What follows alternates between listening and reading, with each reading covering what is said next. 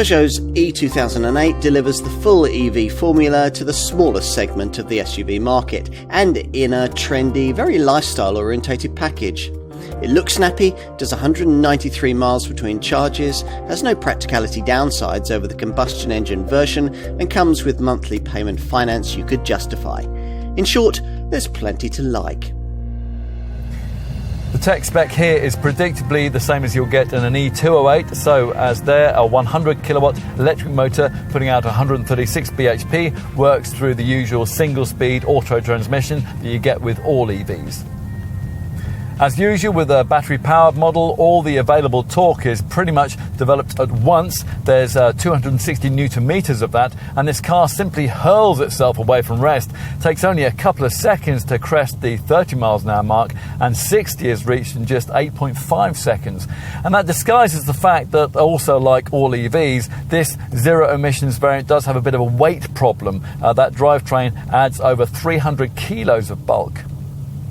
On top of that, this model's 50 kilowatt-hour lithium-ion battery is significantly smaller than the 64 kilowatt-hour one that you'll find in, say, a Kia e-Niro or a Hyundai Kona electric, which accounts for the fact that this French EV crossover can't travel quite as far on a single charge as those two rivals. Still, just under 200 miles of electrified drive capability will probably be ample for most likely family buyers.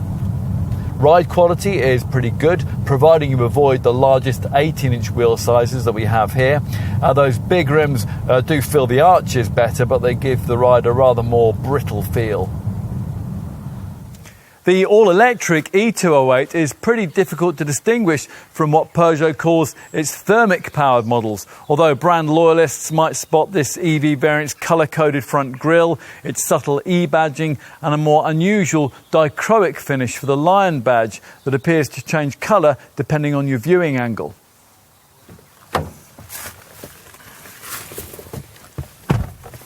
Inside, there's the usual 2008 iCockpit driving position format, where you view the instrument binnacle over the upper rim of a tiny steering wheel rather than conventionally through the wheel spokes. Plus, as with the other versions of this model, the concept's been further developed with the addition of a clever 3D instrument binnacle display.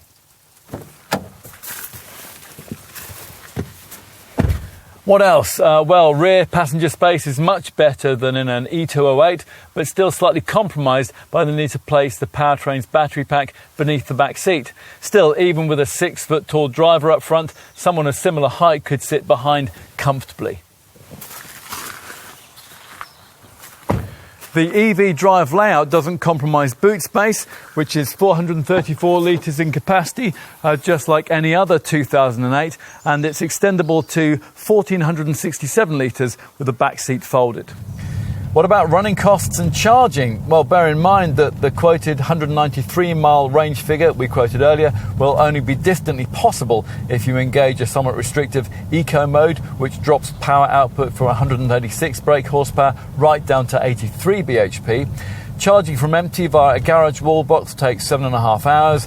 If your property happens to have a 3-phase electricity supply and you pay extra to have your E2008's standard 7.4 kilowatt onboard charger upgraded to 11 kilowatt spec, that charging time can be reduced to just 5 hours.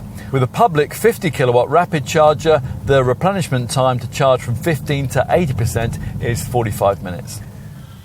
You can see why someone might really like the idea of an E2008. It has all the style of Peugeot's E208 Super Mini, but with a significant amount of extra practicality. It's considerably more stylish than similarly sized EV crossover rivals from Kia and Hyundai, and it's quite a lot cheaper than a BMW i3. But you've still really got to have bought into the whole idea of having an EV to want one.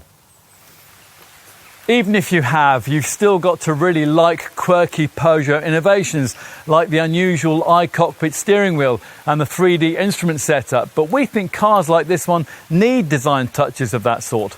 Models of this kind ought to be fashionable, forward-thinking, and just a little controversial. The E2008 is, and if you are too, and you can afford to make the price jump to a full EV, we think you'll like this a lot.